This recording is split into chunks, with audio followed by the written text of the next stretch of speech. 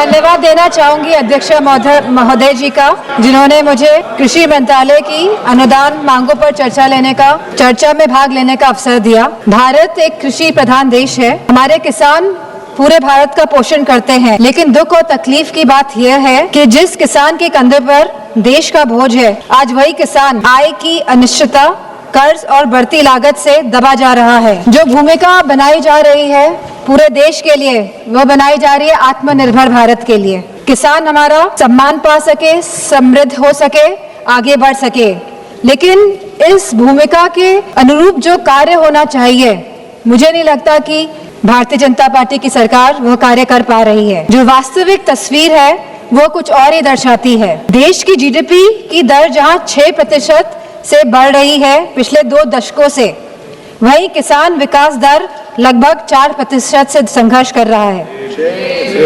और फसल क्षेत्र जहां पे छोटा और सीमांत किसान निर्भर है, वो केवल 2% से रेंग रहा है।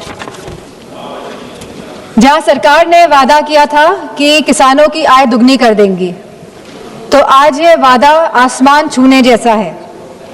आज हमारे किसान भाइयों की आय केवल 8,000 से 10,000 रुपए तक प्रति माह सीमित रह गई है। और अगर हम फसल की खेती की वास्तविकता की बात करें, तो ये आय केवल 3,800 रुपए प्रति माह तक सीमित रह गई है। जहां 46% देश की आबादी किसी कृषि क्षेत्र में है, वहीं आज हमारे किसान लगभग 50% किसान कर्ज में डूबा है। और पिछले 10 वर्षों में 10 लाख किसानों ने आत्महत्या करी है।